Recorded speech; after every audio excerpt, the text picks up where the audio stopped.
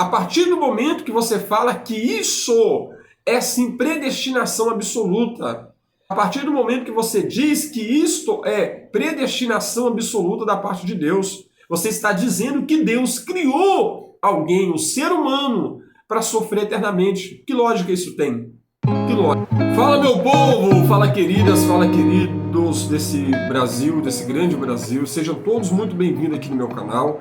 Hoje iremos adentrar em um tema, mais uma vez, chamado livre-arbítrio. Hoje eu vou responder uma resposta de um inscrito. Então você que não é inscrito aqui ainda, eu peço por gentileza, por favor, nos ajude aí nessa missão. Se inscreva aqui no canal, compartilhe esse vídeo para o grupo da sua igreja, para um grupo de pastores, tá ok? Vamos juntos aprender a palavra de Deus. Então, solte a vinheta e vamos para o vídeo.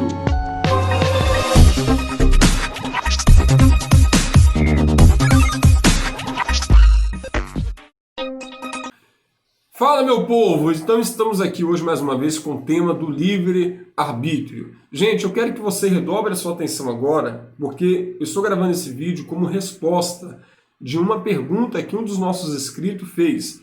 Como foi uma pergunta muito complexa, eu preferi gravar esse vídeo muito rápido para estar respondendo para vocês um pouquinho sobre o livre-arbítrio, tá ok? E a pergunta a qual ele fez foi a seguinte: Pastor Bruno, me explica só uma coisa. Deus é onisciente e, portanto, está em todos os lugares, correto? Sim, Deus é onisciente e, através da sua onipresença também, Ele está em todos os lugares, tá ok? Talvez aqui, na hora de escrever, ele teve um erro aqui, mas é entendível o que ele quis dizer, tá ok? Porque três atributos, vamos lá, define, ou três atributos só pode ser atribuídos a Deus, que é a onipresença, a onisciência e a onipotência. A onipotência fala sobre poder, que Deus tem todo o poder. A onisciência fala de ciência, de conhecimento, que Deus sabe de todas as coisas. E a onipresença fala de presença, que Deus está em todos os lugares, mesmo sendo uma única pessoa. Então a parte A aqui da pergunta do nosso inscrito está correta. Ele disse: Deus é onisciente e está em todos os lugares ao mesmo tempo, correto? Sim. Aí ele continua, a parte B da pergunta: por quê? Mesmo ele estando em todos os lugares e do lado das crianças, ele não fez absolutamente nada para impedir o estupro. Eu acho que você quis entender, eu acho que você entendeu a palavra que eu ia dizer aqui. Eu só não posso falar essa palavra aqui, porque senão eu sofro uma restrição aqui do YouTube, correto? Então eu vou trocar essa palavrinha pela palavra violentar, tá ok? E você sabe do que eu vou estar me referindo aqui nesse nosso diálogo aqui, de acordo com as perguntas que o nosso inscrito trouxe aqui para nós, tá ok? Então vamos repetir novamente o que ele perguntou na parte B da pergunta. Porque mesmo estando do lado das crianças, ele quis ligar essa parte B com a parte A. Em que sentido? Se Deus é onipresente, se Deus está em todos os lugares ao mesmo tempo, então por que mesmo Deus estando do lado das crianças, ele permitiu que elas fossem violentadas? E ele não fez nada ou absolutamente nada para impedir. Gente, eu vejo esse ponto aqui de uma forma diferente, tá ok? Deus está sim em todos os lugares. Mas aqui eu não vou dizer que Deus estava do lado, eu não vou usar essa expressão, tá ok? Mas vou usar a expressão da seguinte forma: Deus tinha ciência dessas práticas malignas, assim como também ele tinha ciência de outras práticas também malignas também, como a corrupção no meio da política, como a injustiça, como a fome, como o egoísmo, como os poderes só focando em criar armas bélicas em vez de combater a pobreza. Deus, ele viu isso tudo, tá ok? Na sua onisciência, Deus, ele viu isso tudo. Mas uma coisa você tem que entender: se Deus deixasse de criar a humanidade por causa dessa ciência, então as consequências é maior do que Deus. Eu vou explicar melhor para que você possa entender. Se Deus olhasse para a raça humana e dissesse assim, ou pensasse contigo mesmo, eu não vou fazer o homem porque com o tempo ele vai cometer tais delitos. Então Deus não é Deus. Então Deus vai se mover conforme as circunstâncias. Então maior do que Deus está o condicionamento que o futuro traz diante do seu posicionamento no presente. Então Deus não é Deus. Que negócio é esse? Se Deus deixa de fazer algo por causa do condicionamento futuro daquele algo que ele projetou, tá ok? Se ele deixa de realizar tal algo, então ele está se submetendo a um condicionamento, tá ok? Ele está se submetendo ao tempo.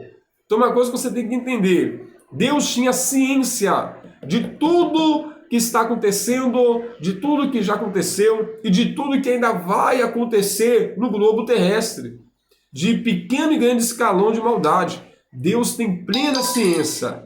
Mas o porquê que Deus não vai intervir? O porquê que Deus não intervém? Por que Deus não põe um ponto final? Porque o destino, a consequência do homem mau e das suas práticas pecaminosas, né, ou errôneas, já está decretado. Tá ok? Gálatas vai fazer uma pergunta assim. Gálatas, capítulo 5, se não me falha a memória. O homem zombará de Deus? Alguém zombará de Deus? Olha o que diz lá, é uma pergunta. Aí o mesmo texto referido vai explicar. Ninguém zombará de Deus. Por que, irmão, que ninguém vai zombar de Deus? Por que que Deus... Aí você vai falar assim, mas acontece tanta coisa.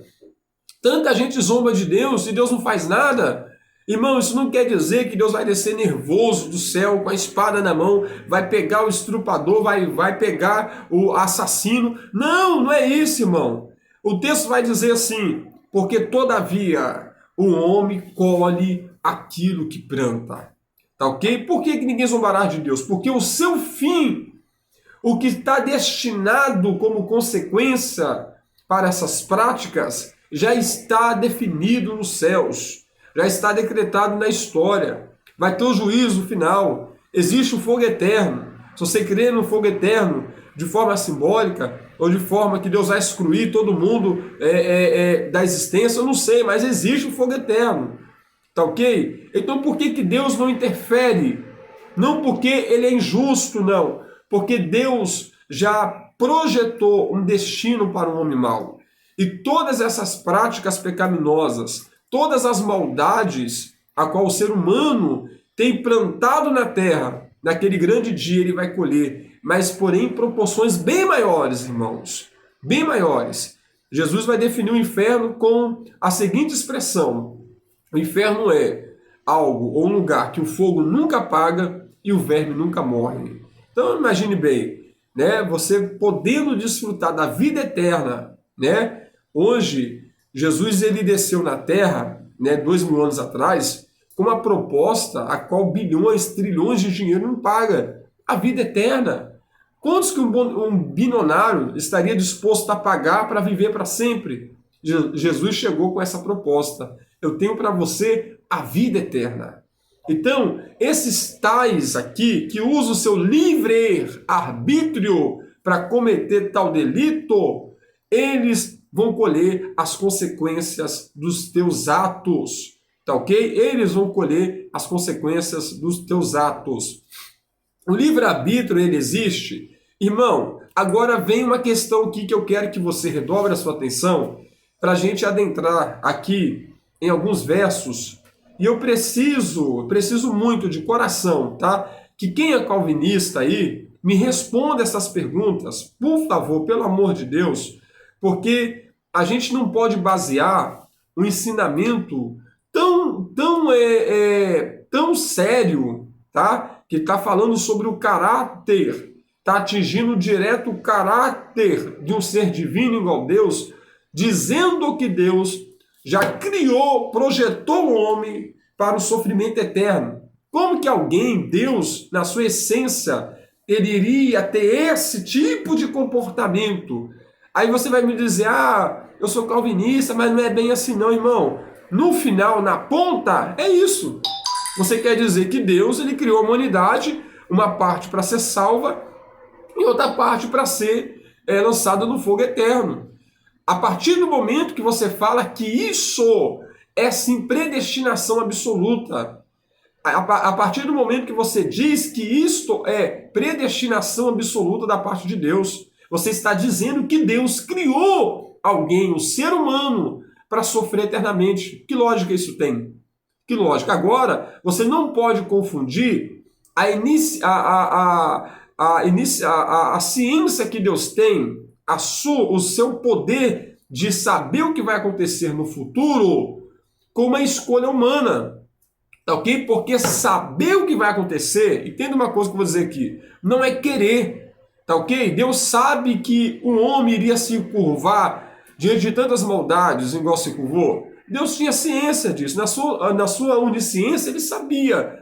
Saber é uma coisa, irmão, querer é outra coisa. Não quer dizer que Deus sabe do desleixo da humanidade, que Deus quer que seja assim. Portanto, e por isso que Deus não quer que seja assim, que ele preparou o julgamento, tá ok? O julgamento tá aí. Por que o julgamento? Porque porque a humanidade vai ser julgada conforme o querer divino. Aí você vai dizer assim, mas por que o julgamento? Porque ele é o nosso Criador, porque ele que nos criou. Então ele tem direito de dizer como que vai ser e como tem que deixar de ser. E eu vou dizer uma coisa para você aqui. Quando Jesus desceu na terra, para quem acha que os mandamentos de Deus é injusto, quando Jesus desceu na terra, Jesus não vem exigir. Pega lá, irmão, os evangelhos, Mateus, Marcos, Lucas, João, e tenta entender um pouquinho sobre as doutrinas que Cristo implantou na terra. 99% das mensagens de Cristo foi Cristo ensinando o ser humano a ser humano. Jesus mais ensinou o homem a ser gente do que o homem ser espiritual. Está lá na Bíblia. Ele falou, ó, não julguei para não ser julgado. Se você que fere com ferro será ferido. Não tire a trava, não tire o cisco do olho do seu irmão tendo a trava nos teus olhos. Tá ok? Então, Jesus, ele simplesmente, o desejo de Deus é que nós conseguíssemos viver em uma terra como pessoas civilizadas, respeitando o nosso próximo. Quais são os dois grandes mandamentos? Amai a Deus sobre todas as coisas e o teu próximo como a ti mesmo. Isso é pedir muito de um Criador? E quem são esses que vai ser julgado de forma cruel pelo próprio Deus? Foram pessoas que passaram de todos os limites e critérios humanos a ponto de violentar uma criança, a ponto de matar alguém a facada, a veneno, a ponto de acometer multidões, a campos de extermínios, igual foi a Segunda Guerra Mundial. Nós bem sabemos que foi 6 milhões de judeus no campo de extermínio. Olha aí, gente, olha aí o ser sendo desumano com o seu próprio próximo. É por isso que Deus vai julgar. Aí você fala comigo assim, pastor, eu acho isso injusto. Então você tinha que parar na mão de um Hitler. Entendeu? Aí você entender o que eu estou dizendo. Jesus disse assim, eu preciso muito que vocês sejam mais humanos do que espiritual. Porque se você for humano, se você entender a base humana, você se torna um ser espiritual. Tá ok? Beleza? Tem a parte da oração, tem Jesus, orai 24 horas, sim. Mas infelizmente é uma verdade. 99% dos ensinamentos de Cristo foi ensinando a raça humana a ser humano.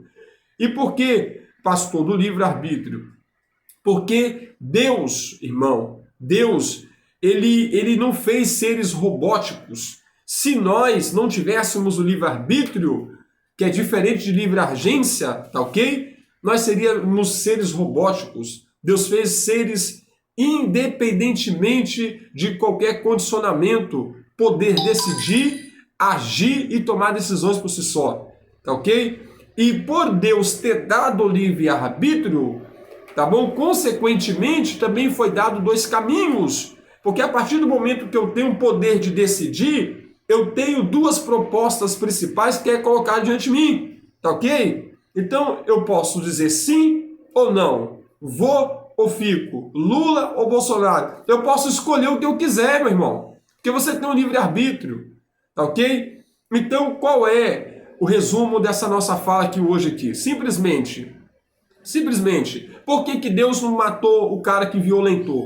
Porque o que é dele já está preparado naquele grande dia. E pode ter muita certeza, meu irmão, o que está preparado para ele vai ser proporções bem maiores do que o ato que ele cometeu aqui na terra. Tá ok? Pode ter muita certeza que nada se compara com o sofrimento a qual vai acometer esses tipos de pessoas que vai, infelizmente, entrar no critério aí de condenados. Deus abençoe a sua vida. Um grande abraço para vocês. Se você não é inscrito aqui ainda, peço que me dê essa força aqui, se inscreva nesse canal, compartilhe esse vídeo. Estou trazendo aqui uma resposta, tá ok? Para o nosso inscrito aqui do canal. Não estou brigando, tá, querido? Não estou aqui caçando briga. Tá? Respeito todas as religiões, respeito todas as ideias. Estou trazendo aqui e defendendo um posicionamento, tá ok? É muito difícil sustentar essa ideia de predestinação absoluta. Vai de contra, sim, tá? O caráter divino. Deus abençoe sua vida, um grande abraço e até a próxima.